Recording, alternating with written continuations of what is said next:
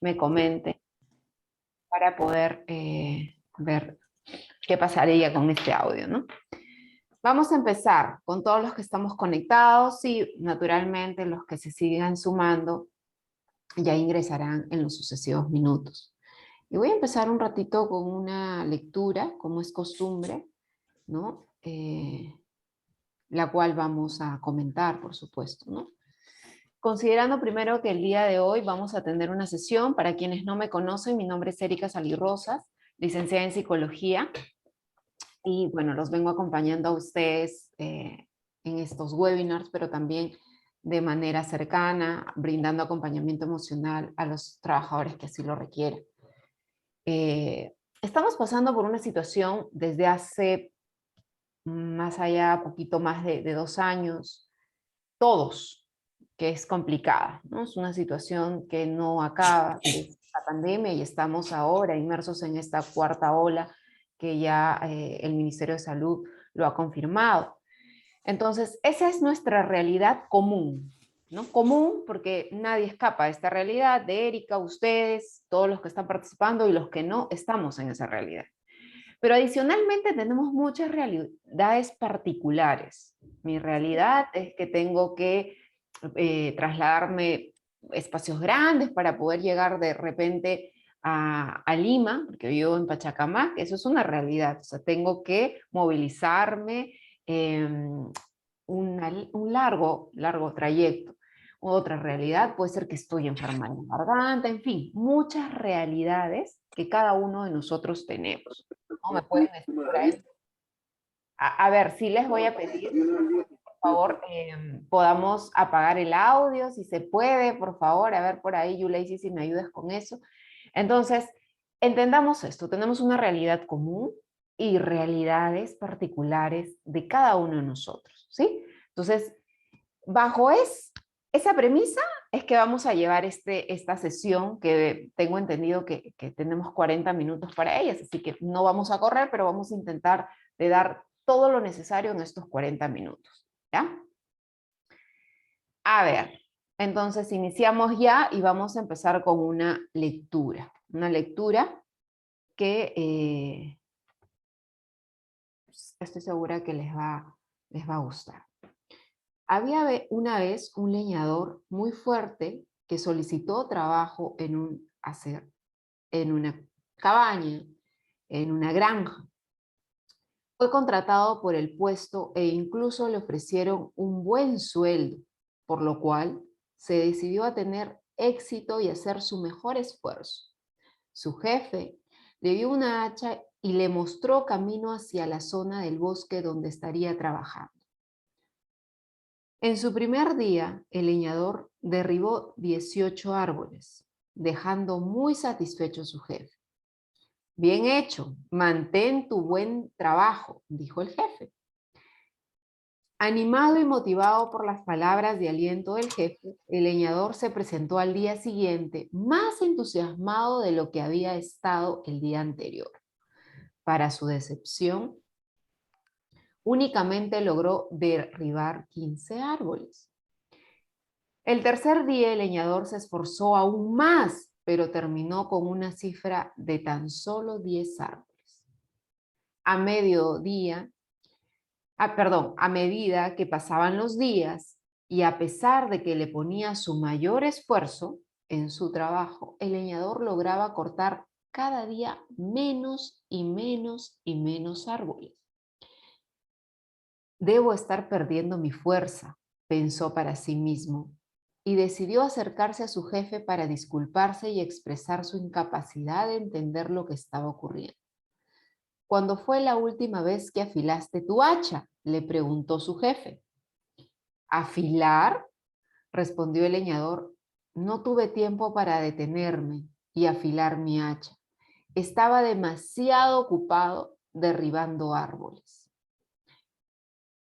Esta lectura, que definitivamente nos expresa con una analogía mucho de lo que pasamos en distintos espacios de nuestra vida, no solo en el trabajo, que no nos detenemos a mirar ciertas particularidades que pueden hacer la diferencia, pero no solo en el trabajo, porque nosotros no solo somos trabajadores, somos madres, somos amigas, somos hermanas, somos hijas, etcétera, etcétera. Tenemos distintos roles y a veces no nos detenemos a ver esas particularidades que por estar enfocados y focalizados en algo, nosotros corremos y no nos detenemos. Es lo que nos ha pasado, ¿no? Antes de la pandemia, ¿cómo era nuestra vida? Si nosotros recordamos un poquito, y no para vivir del pasado y estar ahí con el pasado, sino si recordamos cómo vivíamos. Llegábamos a trabajar, estoy haciendo un ejemplo, ustedes me pueden corregir, por favor, me pueden decir, no, no es así. Llegábamos al fin de semana, teníamos que hacer las cosas, salíamos, regresábamos y teníamos que hacer las cosas con nuestros hijos y punto, ya. ¿Qué pasó en la pandemia? ¿Qué nos obligó a hacer la pandemia? ¿Qué creen que nos haya obligado a hacer la pandemia? ¿Mm? Los escucho, los leo. ¿Qué nos obligó a hacer la pandemia?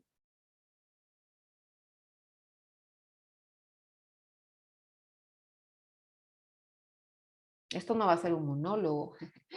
¿Qué nos obligó a hacer la pandemia? Nos obligó a detenernos, a mirar nuestra salud, que es importante, a valorar, muchos por ahí me dicen, ¿no? A valorar a la familia, a pasar tiempo. Cuando yo leo esa palabra, gracias Luz, pasar tiempo con la familia, y a veces yo les cuestiono, ¿y antes no pasabas tiempo? Les digo, ¿no? Y me dicen, sí, sí pasaba tiempo, pero no medía el tiempo, porque simplemente ya teníamos que ir al supermercado, ya teníamos que ir al parque, ya teníamos que hacer esto, no me detenía a disfrutar, ¿no? Y esta pandemia, sobre todo en la época de cuarentena, nos obligó a estar en casa, a comprender por qué nuestros hijos se estresaban.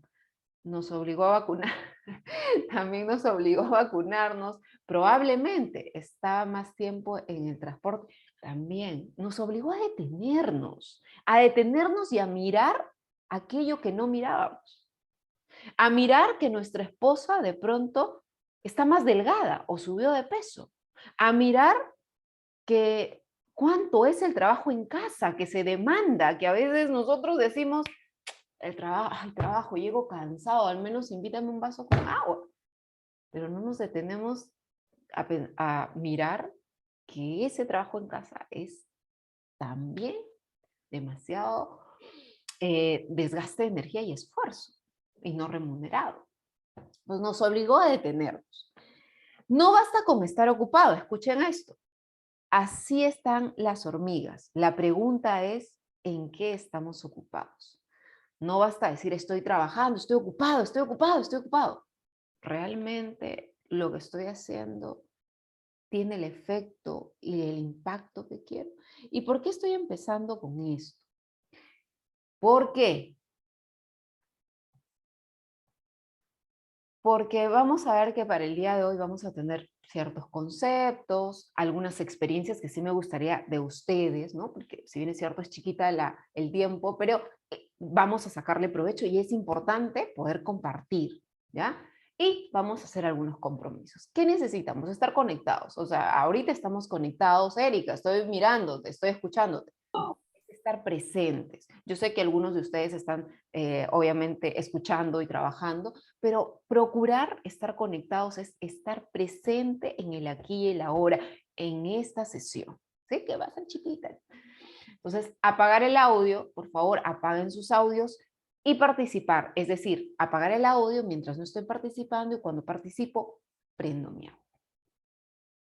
Entonces, la sesión de hoy día tiene que ver con la resiliencia, ¿no? He visto y he atendido a muchas personas que obviamente tienen su trabajo, así como nosotros, ustedes, como yo, pero de pronto han empezado a emprender o de pronto eran muy temerosos para poder hacer ciertas cosas y, y han descubierto en esta pandemia, producto de esta situación de shock a la que hemos entrado, que vamos a ver qué es lo que tenemos. Entonces, yo les voy a preguntar a ustedes en 30 segundos que me piensen, ¿qué es la resiliencia para ustedes? Para ustedes.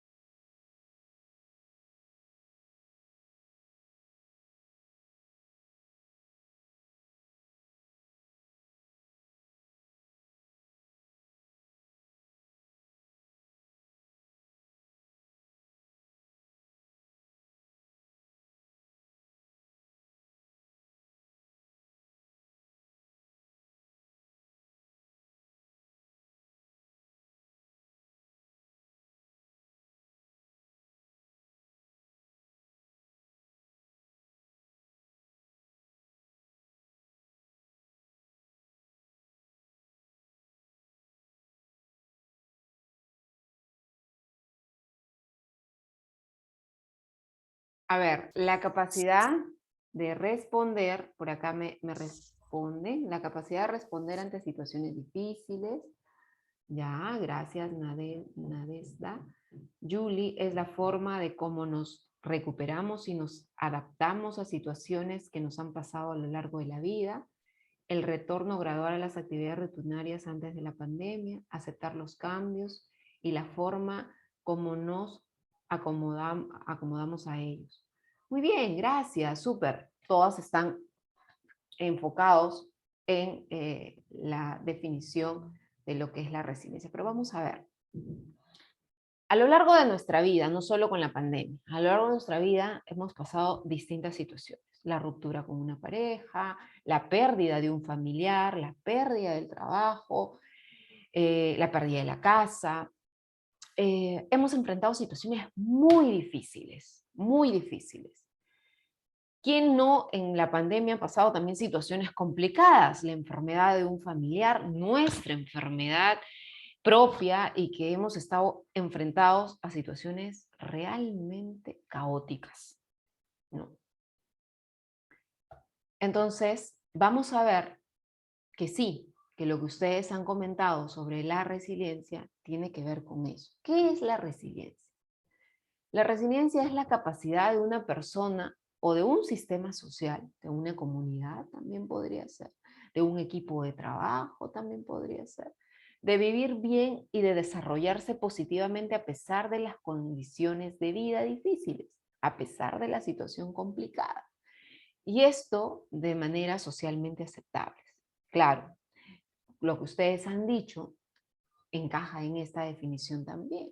Es cómo vamos a sobreponernos a esos traumas, esas situaciones complicadas, esas situaciones difíciles, naturalmente en un proceso de adaptación socialmente aceptado.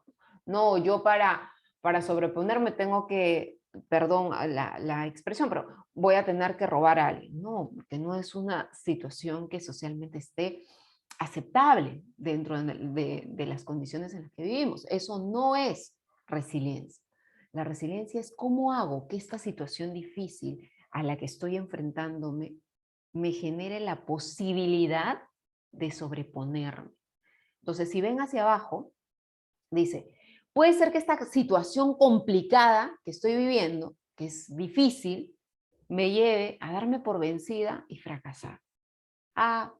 Terminé una relación de pareja, suponiendo un supuesto, ¿no? Terminé una relación de pareja o terminaron conmigo, entro en depresión, eh, odio a todas las mujeres, odio a todos los hombres.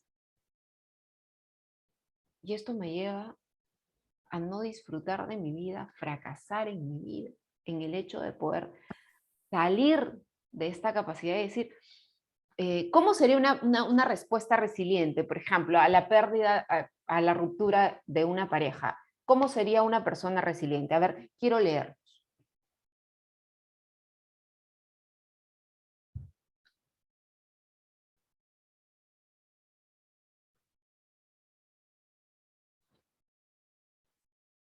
¿Cómo actuaría una persona resiliente si ya se rompió la relación de pareja?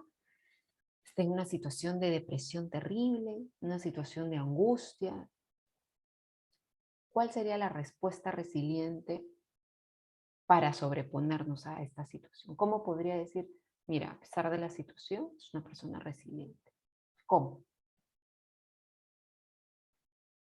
¿Mm?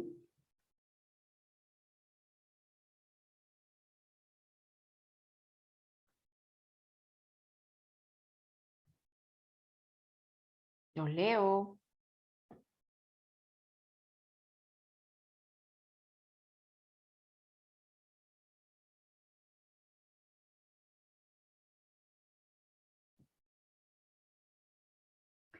En principio, hay que aceptar que la ruptura va a traer dolor, ¿no? En principio va a traer dolor, va a traer angustia, va a traer sentimiento de soledad.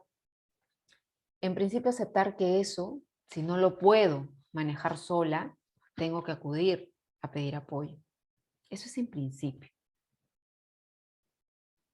Lo siguiente, ¿no? Es en este proceso de duelo que pueda vivir sola o con el acompañamiento de un profesional, entender progresivamente que no puedo generalizar. Un hecho no generaliza el universo, ¿no? Y entonces, comprender cuáles han sido, de pronto, mis capacidades que han estado en este proceso de depresión, de angustia, escondiéndose, tapándose, ocultándose, y comenzar a limpiar poco a poco. Y entonces, de pronto, ustedes pueden ver personas con respuestas de que luego de una ruptura están emprendiendo un negocio, luego de una ruptura están estudiando algo, luego de una ruptura, y estamos hablando de rupturas, como por ejemplo en algún momento me tocó atender a una persona que estaba a un mes de casarse, se enteró eh, que había estado siendo engañada casi 2 años, esta joven, y es una situación complicadísima después de casi 13 años de enamorados, noviazgo y todo. Entonces, le costó como 2 meses de una situación súper, súper, súper, súper complicada por la que atravesó, en la que si ustedes la veían un antes y un después, no la reconocían físicamente porque comenzó a perder el cabello, comenzó a adelgazarse, totalmente no tenía ganas de comer. Y a los 5 meses, ustedes la ven emprendiendo un negocio en Gamarra, la ven compartiendo más con su familia, con sus amigos, la ven viajar al extranjero, a emprender negocios en provincias, y a los 2 años casada. Entonces su respuesta fue resiliente, pero obtuvo el espacio, y luego, ¿no?, las reacciones y formas de superación ante una ruptura sí, son diferentes, pero hay que entender que si bien es cierto, son distintas porque las personas somos diferentes, también tenemos que entender que esto también tiene que ver con nuestra capacidad de resiliencia, y no de resistencia, sino de resiliencia. Es cómo afronto yo esta situación, si esta situación me hunde, me lleva al fracaso, o de pronto sale. Igual ante la pérdida de un familiar, ¿no? Muchos de nosotros hemos perdido familiares en esta pandemia, y digo muchos porque a mí me ha tocado la pérdida de mi abuelita. Entonces, ¿cómo enfrentamos esa pérdida, ¿no? ¿Nos quedamos en el dolor? ¿Nos ahondamos en el dolor? ¿O buscamos desde nuestra capacidad ver cómo somos resilientes y damos respuestas? No tenemos que tener un emprendimiento para decir que somos resilientes. No, las respuestas son diversas, como lo has dicho tú, efectivamente, son diversas. Las acciones, actividades que realicemos producto de nuestro comportamiento resiliente van a ser distintas. ¿Hola? Entonces, eso es importante, Yo entender. visité algunas. Hola, por ahí algún audio se filtró. A ver, Entonces va a depender de cómo estemos. Ahora yo les pregunto a ustedes, esta pandemia nos ha quitado a todos algo, que es la libertad. La libertad al inicio de poder salir, la libertad de poder expresar afecto, de abrazar, de saludar con un beso, de ir a almorzar. Al inicio fue quizás con mucha más eh, prohibición por el término de evitar el contagio según las olas que iban una tras otra. Y ahora, si bien es cierto, tenemos cierta libertad, pero aún tenemos restricciones. Es decir, no estamos de todo con la libertad de caminar sin mascarilla en la calle, aunque algunos definitivamente lo hacen. Entonces, nos hemos enfrentado a la pérdida de la libertad de poder expresar afecto, de poder tener la libertad de salir sin mascarilla, eh, etcétera, etcétera. Entonces, ¿cuáles han sido sus respuestas de ustedes que pueden decir, mire, esta ha sido, ya no hay abrazos? Efectivamente, ya no hay abrazos, aunque progresivamente he visto por ahí en algunos lugares que sí se abrazan calurosamente. Pero quisiera saber cuáles de ustedes han sido sus capacidades que han aflorado, y de pronto ustedes dicen, wow, como una señora de 63 años la semana pasada me decía, Erika, yo en mi vida hubiera imaginado que iba a empezar a pintar cuadros. Yo no sabía que tenía esta habilidad para pintar cuadros. Un señor hace poco me decía, doctora, eh, yo criaba mi cuisito, ¿no? Para comer, para mi familia. Pero me he dado cuenta que soy un buen negociante. Y ahora, con todo esto de la pandemia y que el cuy es bueno, ahora estoy criando masivamente para vender. Ya tenía 2 clientes, ahora ya tengo 18 clientes. Y son fijos, doctor. Entonces, diversas actividades. Pueden ser estas, de este tipo, una del arte que ahora se le ha dado por dibujar, y estos cuadros que hace la señora los regala para el cumpleaños, para el Día de la Madre, para el Día del Padre, a toda su familia y a sus amigos, ¿no? Entonces yo le decía, ¿y por qué no los pones en venta, no? Y me decía, creo que todavía tengo que llevar algunas clases más, pero no me salen mal, me dicen, ¿no? Entonces, porque estaba encerrada todo el tiempo, no podía salir, no sé si les he compartido a ustedes, era la señora que no podía ni mirar por la ventana, porque si miraba por la ventana pensaba que el virus iba a entrar por su ventana, no tenía esa fortaleza ni siquiera de salir a la puerta. Ahora pinta, y a través de estos cuadros que pinta, y fue empezando conmigo, porque yo le decía, tenemos que pintar, tenemos que hacer de alguna manera que toda esa energía que está ahí acumulada en tu cuerpo canalice. No quería hacerlo, progresivamente lo iba haciendo poquito, poquito, poquito, poquito, hasta que de pronto dejó de asistir a terapia casi un mes y medio, y de cuando vino me enseñó sus cuadros y ella sola comenzó a darse cuenta que era la forma en la que podía desestresarte. Ahora ya sale, ya visita a su familia, se ha ido de viaje 2, 3 veces, creo, una hacia el extranjero y 2 acá en provincia, porque su familia es de Piura. Entonces, es su forma de cómo su respuesta resiliente ha salido para no descompensarla más y poder generar adaptativamente su proceso de poder vivir y no sobrevivir en la vida, ¿no? Entonces el otro señor se fue por el emprendimiento, ¿no? Él también estaba encerrado en su casa, como todos, y comenzó a ver que sus cuyes, pues los quienes sabemos de cuyes, los cuycitos no se multiplican de uno a uno, sino masivamente. Entonces dijo, bueno, ¿por qué no hacer un negocio y no aburrirme tanto? Esa era su premisa, no quiero aburrirme tanto, encerrado acá. Y él me decía, escuchar todo el día a mi esposa, señora, que hace esto, que aquello. Entonces, ahora yo me encargo de los cuyes y es muy trabajoso. Y no es que ya no le escucho a mi esposa, sino ya mi esposa ve que yo ya estoy ocupado y no piensa pues que me estoy rascando la panza, ¿no? Eso era lo que él decía, ¿no? Entonces, tenemos diversas respuestas resilientes frente a esta situación que nos ha tocado a todos vivir. ¿Cuáles ha sido la de ustedes? ¿No? ¿Qué cosa diferente han hecho frente a un evento de repente la pérdida de un familiar. Por ahí también alguna vez me decían, después de la pérdida de mi hijo, alguna señora me dijo, me he dedicado yo él era profesor, me he dedicado yo a hacer, a dictar clases gratuitas a personas que son analfabetos en la provincia de donde yo vivo, ¿no? Entonces, fíjense, esa respuesta que da, distintas, ¿no? Su dolor definitivamente no ha cesado, no cesó por hacer eso, pero la ha llevado a poder buscar la forma resiliente para no quedarse solo en el dolor, ¿no? Entonces, ¿qué respuestas hemos tenido nosotros ante esta situación, ¿no?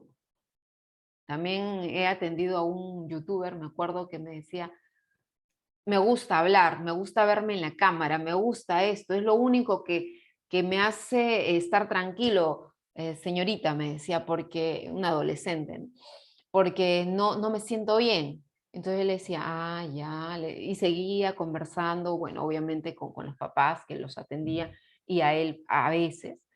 Entonces llegó el momento, de pronto me dice, a mí me gusta mucho tocar instrumentos, la zampoña, el charango, el culele creo. Después, ¿qué más? La batería. Entonces, ¿qué es lo que comenzó a hacer? Comenzó a grabarse tocando ciertos demos en términos de música, solamente música sin cantar, y comenzó a publicarlos. Primero por sus redes y luego comenzó ya a abrir un canal de YouTube, ¿no? Entonces, es su forma, ¿no? Es su forma, ¿por qué? Porque él vino a consulta porque comenzó a no hacer caso a la mamá, a desobedecer, prender la cámara de la computadora en clases en pandemia y echarse a su cama a dormir y simplemente, perdón, prender la computadora y no prender la cámara. Y su mamá le encontraba durmiendo toda la mañana. Las clases, nada. Entonces, diversas formas que ha traído esta pandemia nos han dado respuestas también diversas porque somos distintos, como bien lo decía nuestra compañera. Entonces, ¿cuáles han sido nuestras respuestas frente a esta pandemia? Les hago esa pregunta. ¿Cuáles han sido? ¿Mm?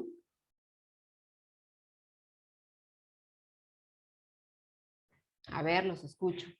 ¿Qué cosas hemos pasado en esta pandemia y que de pronto nos ha obligado a reaccionar, a tomar acción de una forma que quizás no la hubiéramos imaginado? ¿O cuáles han sido nuestras respuestas? ¿No?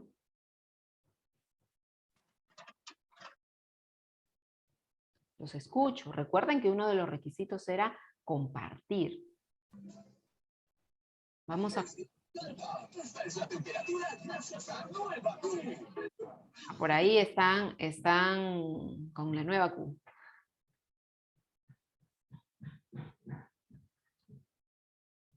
¿Mm? Vanessa, hola, ¿qué tal? ¿Cómo estás? Cuéntanos. Hola Erika, ¿qué tal? Qué bueno escucharte. Gracias. Uy, disculpa, al frente hay una construcción, pero creo que me escuchan. Sí, En te mi caso, escuchamos. bueno, yo al inicio aprendí a cocinar varios platos. En realidad yo vivo con mi familia nuclear, así que digamos que todos esos temas no los tenía muy bien asimilados.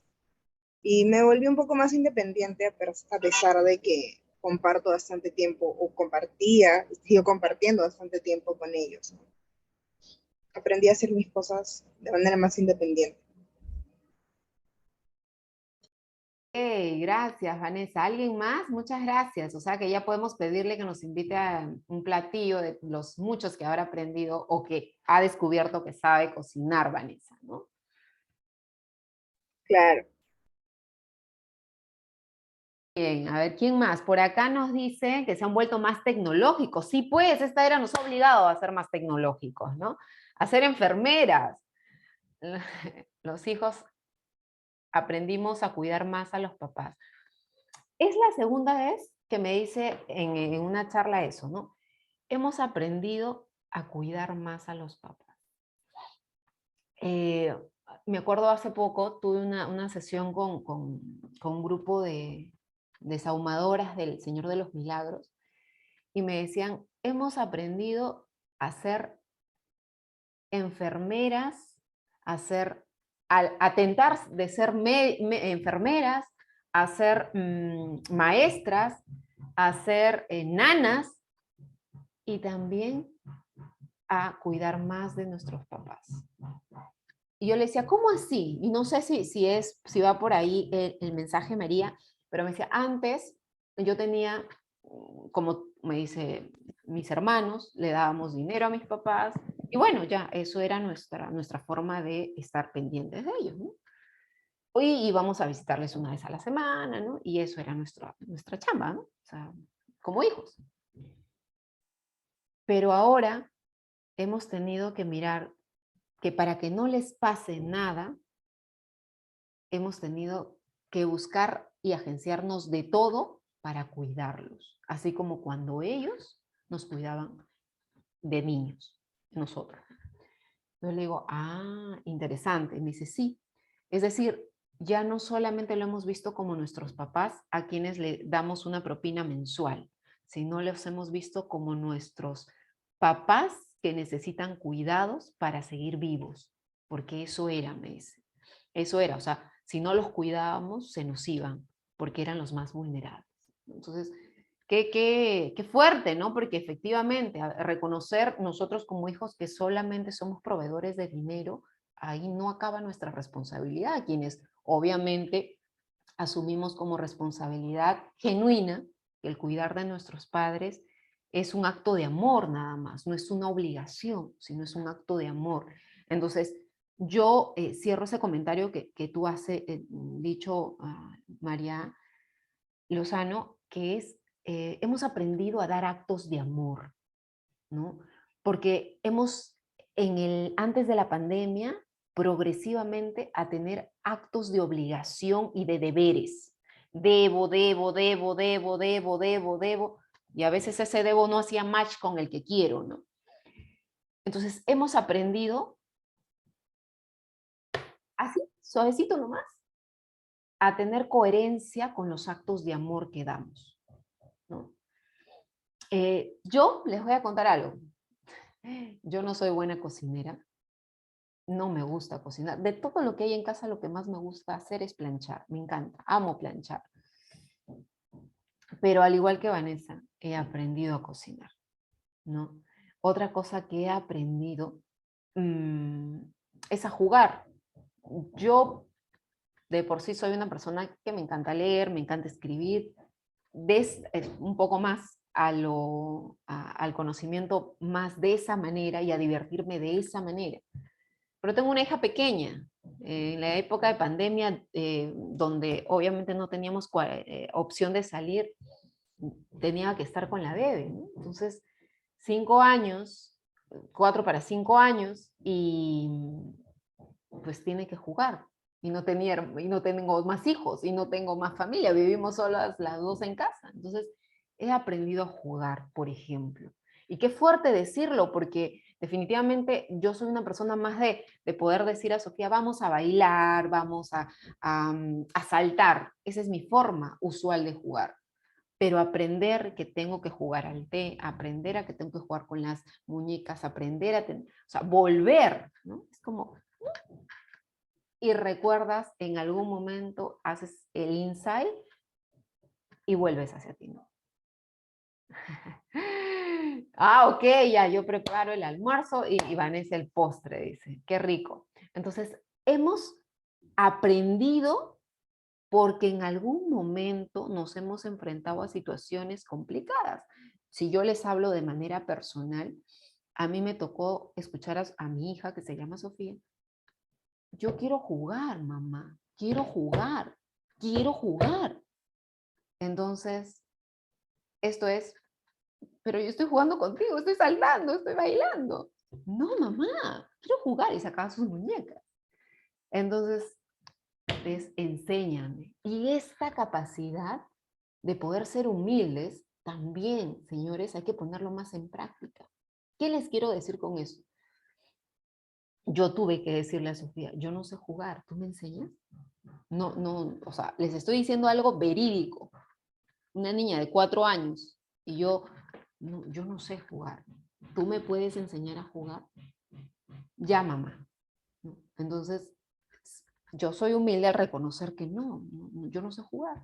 Igual, cuando nosotros tenemos en el trabajo, ¿no? De repente alguna actividad difícil, complicada que pasamos como equipo, no sé, nos manda un memo, Olga, a todos recursos humanos, nos manda un memo, el secretario general, a todas las oficinas administrativas. ¿Qué hacemos ante eso? ¡Ah! Nos ponemos a llorar todos, nos ponemos a temblar todos. Ya le tenemos miedo al jefe OGA o le tenemos miedo al jefe, al secretario general.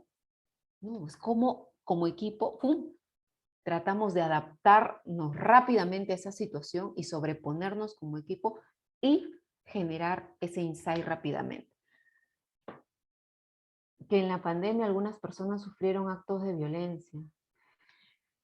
Esto también se ha dado, efectivamente, ¿no? Gracias, Julie. Efectivamente, en la época de pandemia se han acrecentado violencia familiar, abuso sexual. Yo he trabajado 6 años en el programa Aurora, que es ahora, de violencia familiar y abuso sexual, y puedo decir que estos niveles, por amigos cercanos que tengo en el programa aún, se han incrementado, y ustedes también pueden ver las estadísticas en el MIM, abismalmente, ¿no?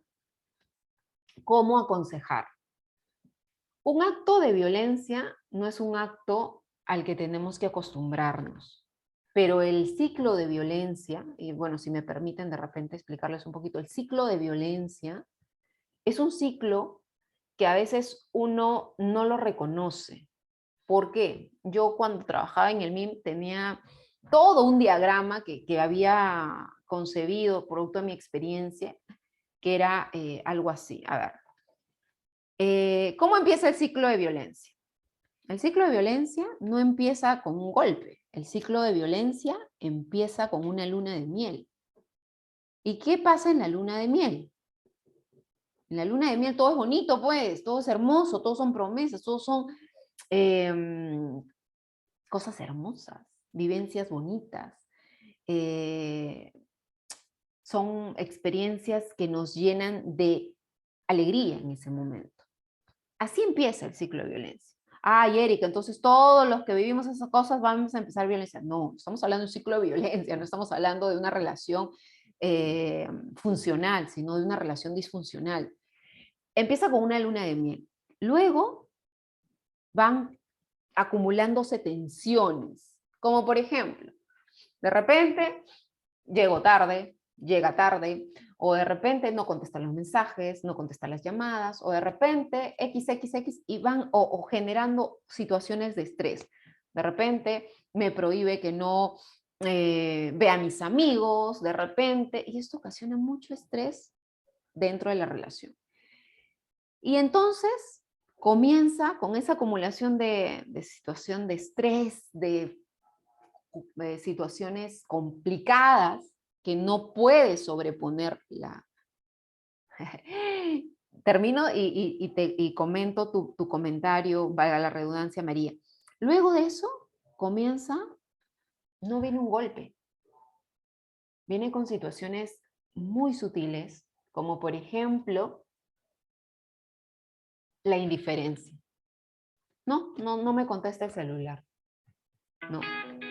Y no estamos hablando de una persona, o sea, no estamos hablando que no me conteste porque está trabajando, sino no me contesta el celular. Entonces, hacia el agresor, eso es, no me contesta por esto, y su cabeza comienza a volar, y ese nivel de tensiones que se acumulan en la pareja ya se dispersa solo al agresor, a la persona que comete el acto violento, y se incrementa exponencialmente. Eso para esa persona ya lo considera como una agresión.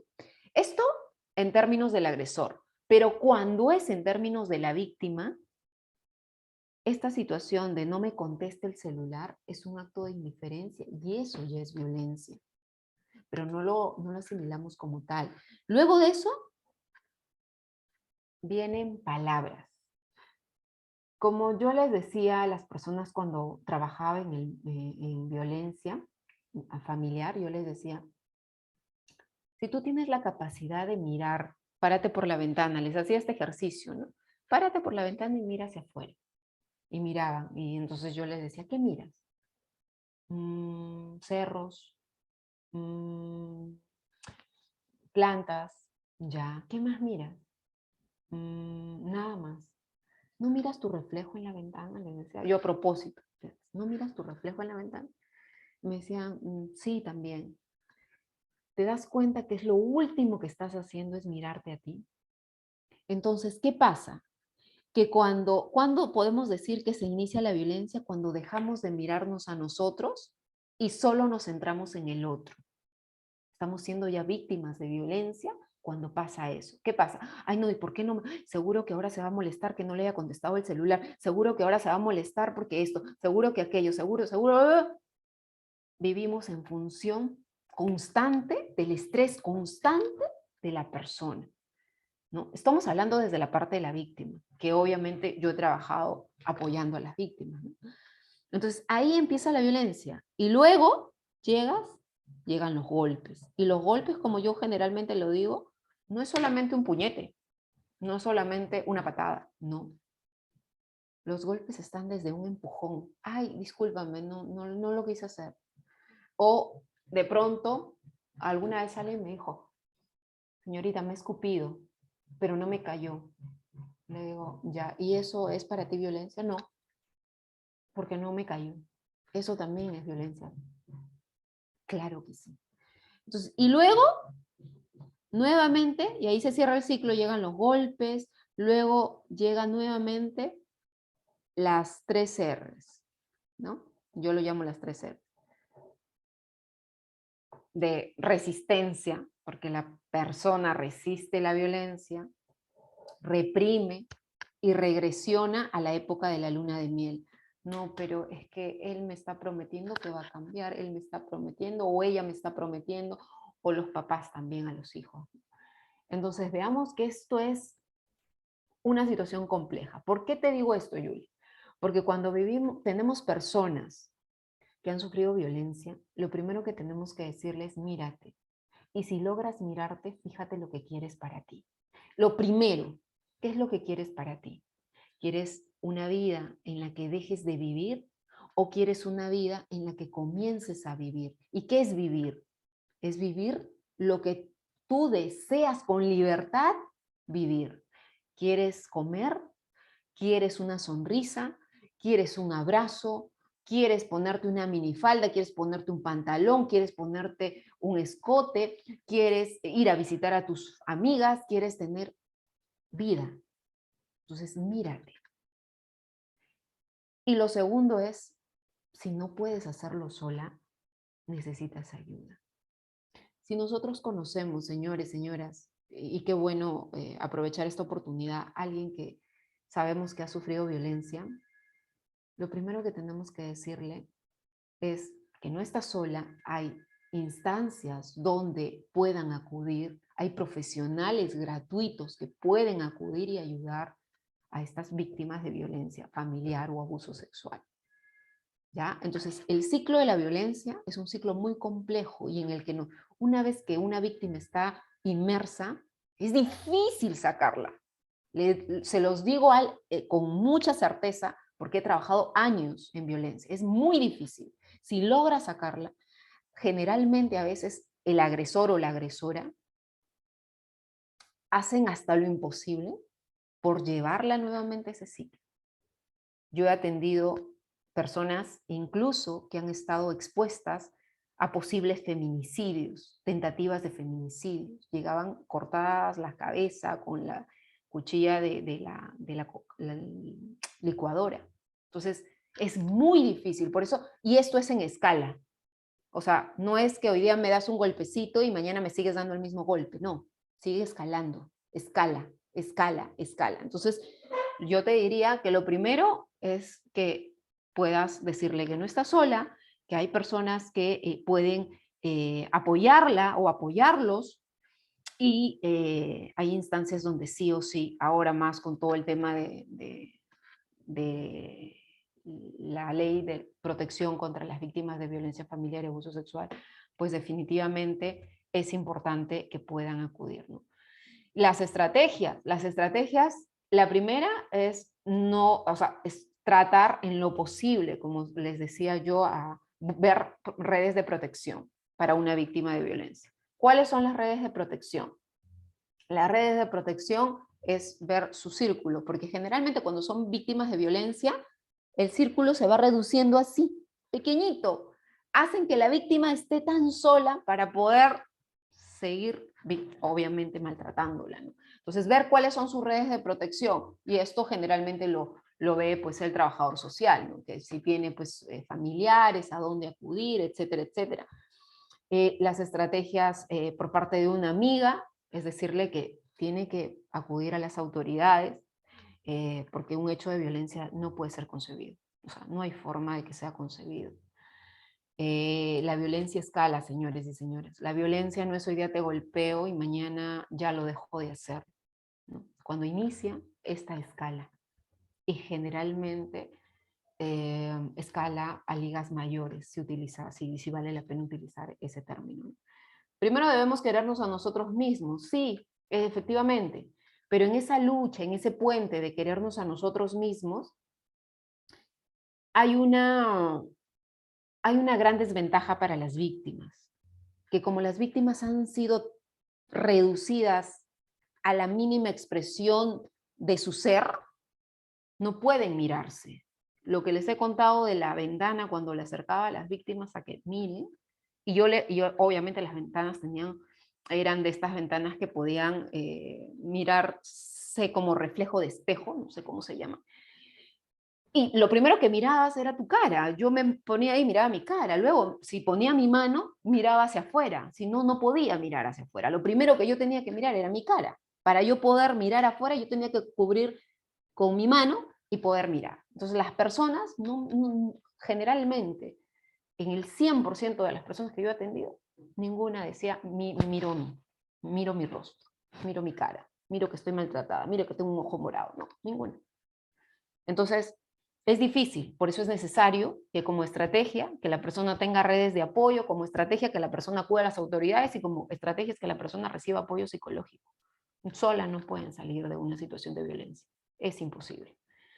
Es imposible en términos estadísticos, ¿no? De todas maneras necesitan apoyo psicológico.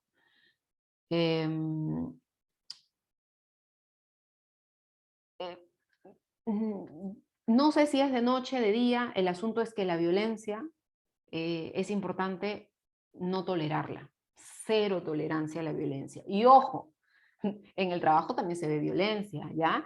Y es un hecho traumático. Y eso también nos lleva a tener la capacidad de resiliencia. Yo he visto, si ustedes en algún momento conocen o escuchan estas casas refugio que existen, obviamente que son casas refugio para poder refugiar, valga la redundancia, a las víctimas de violencia. Hemos llevado con el trabajador social en ese entonces, Freddy, un amigo muy, muy querido para mí, hemos llevado a muchas personas que obviamente para liberarlas de sus agresores, y tiempo después a muchas de ellas, otras regresaban, ¿no?, con los verdugos, pero ya las que se quedaban ahí, tiempo después tú las veías poniendo su emprendimiento de pastelitos o comenzando a tejer, a bordar y venderlo. Entonces su capacidad de resiliencia progresivamente también las va ayudando. Entonces, pero esto tiene que ir de la mano con el apoyo de profesionales. No pueden solas porque no se logran ver, ¿ya? Entonces, eso para tocar ese tema.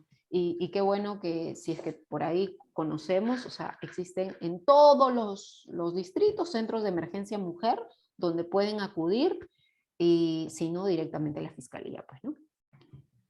A ver, entonces volvemos a nuestro tema de la resiliencia. Y sí, o sea, la violencia como hecho traumático nos lleva también a tener respuestas resilientes. De todas maneras, no está ajeno a lo que estamos viendo ahora. Entonces, ahora yo les voy a leer otra lectura, ya para terminar, ¿no? Y ya con unas 2 láminas más terminamos.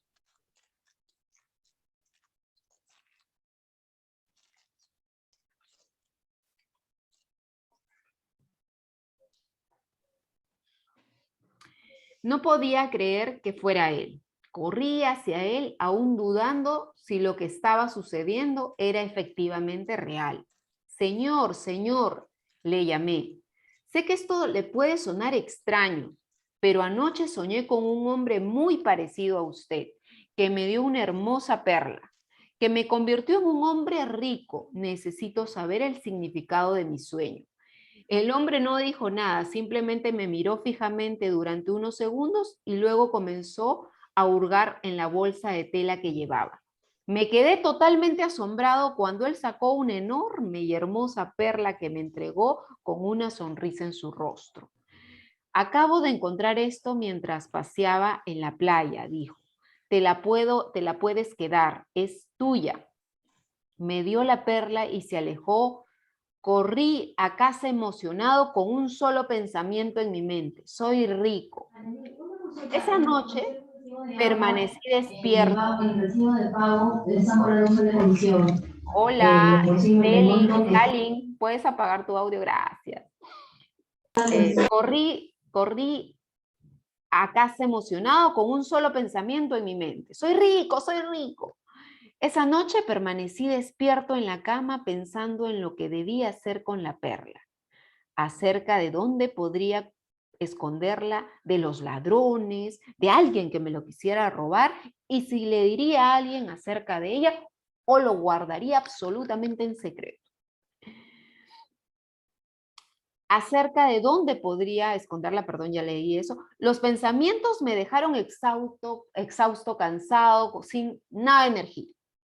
Y de repente, como un rayo caído del cielo, supe lo que tenía que hacer.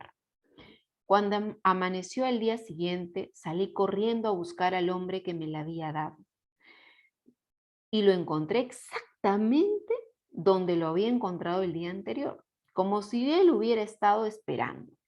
Me acerqué a él y le dije: tengo la sensación de que esta perla va a ser más una fuente de preocupación que una fuente de riqueza y felicidad para mí.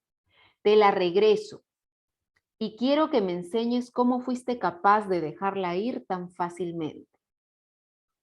Eso creo que es la verdadera riqueza.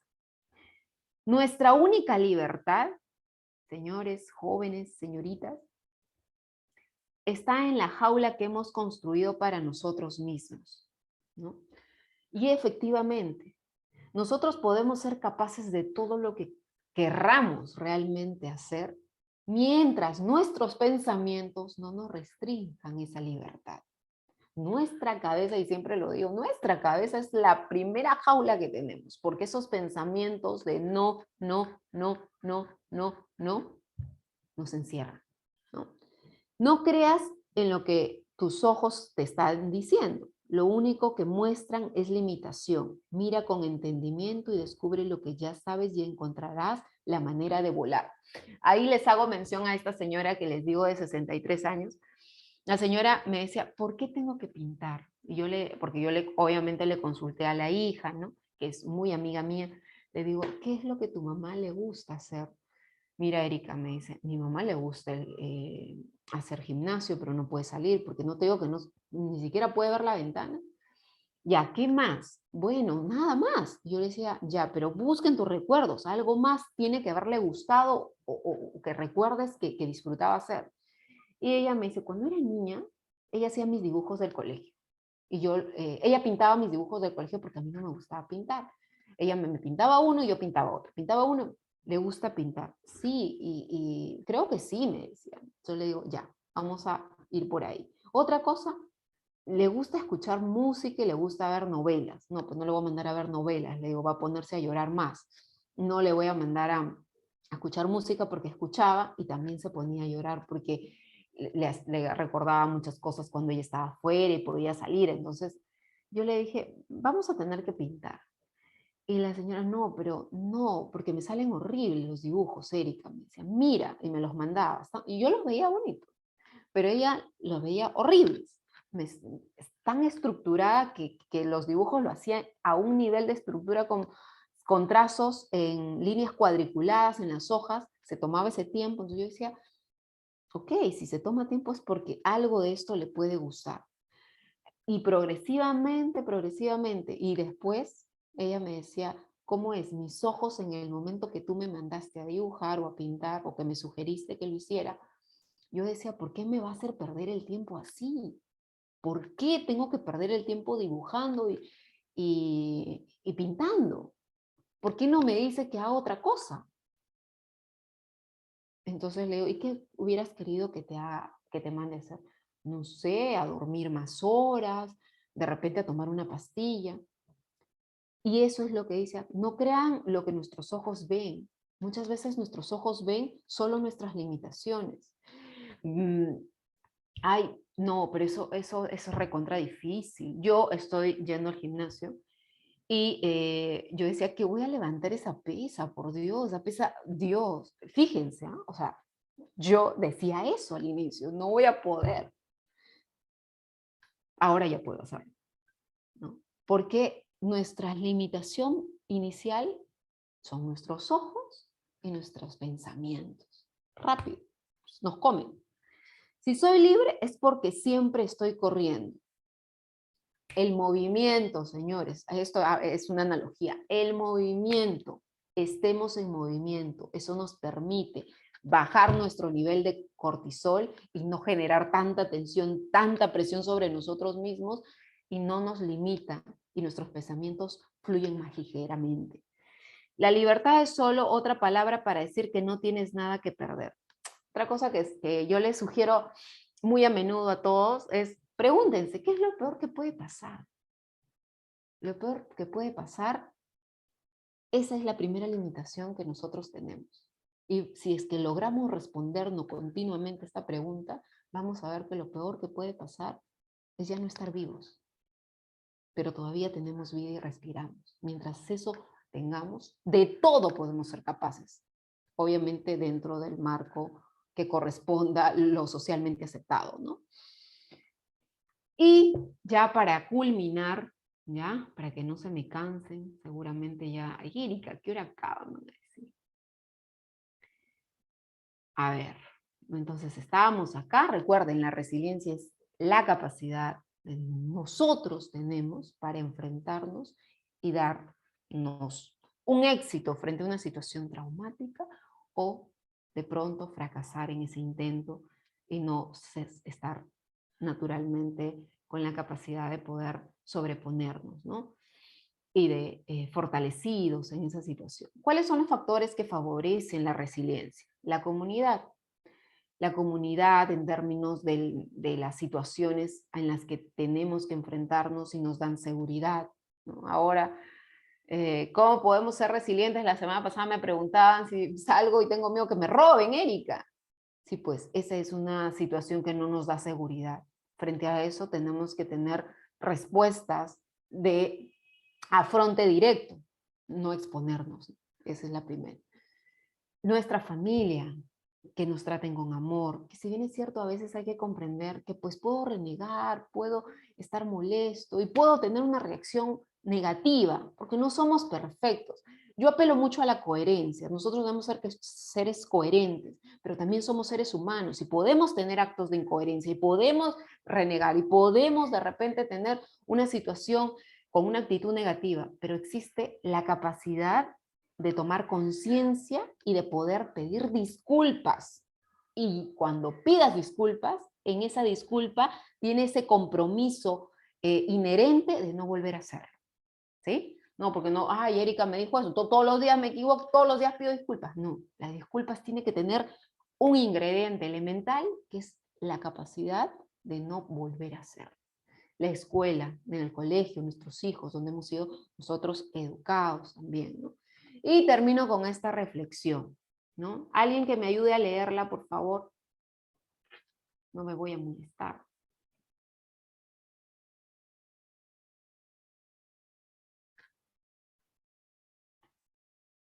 Hola, a ver, alguien que me ayude a leerla.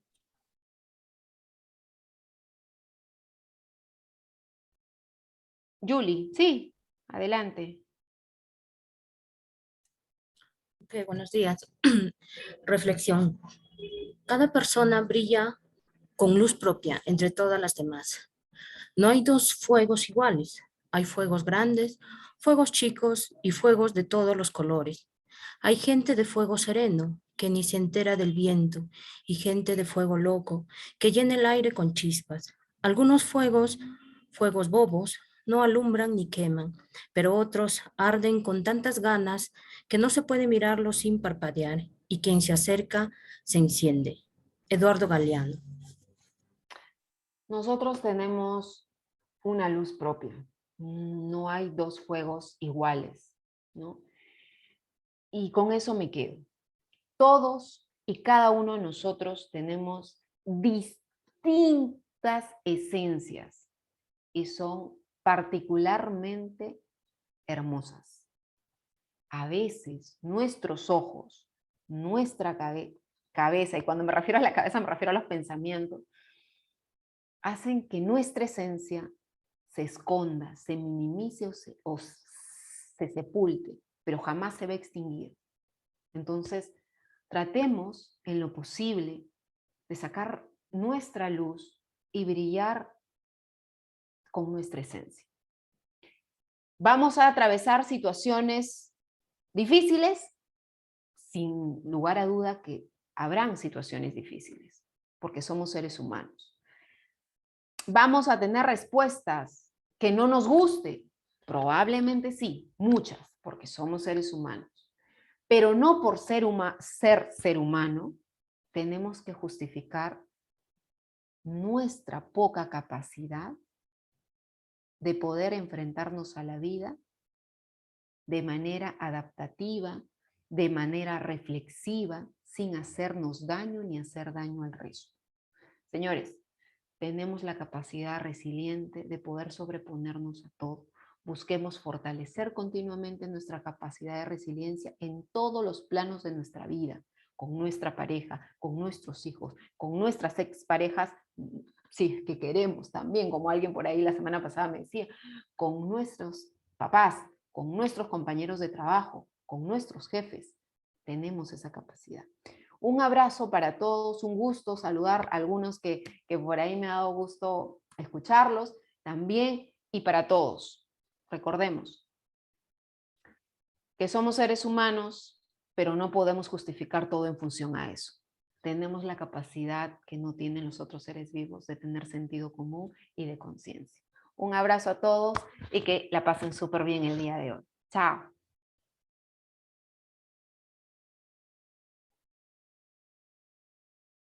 Gracias.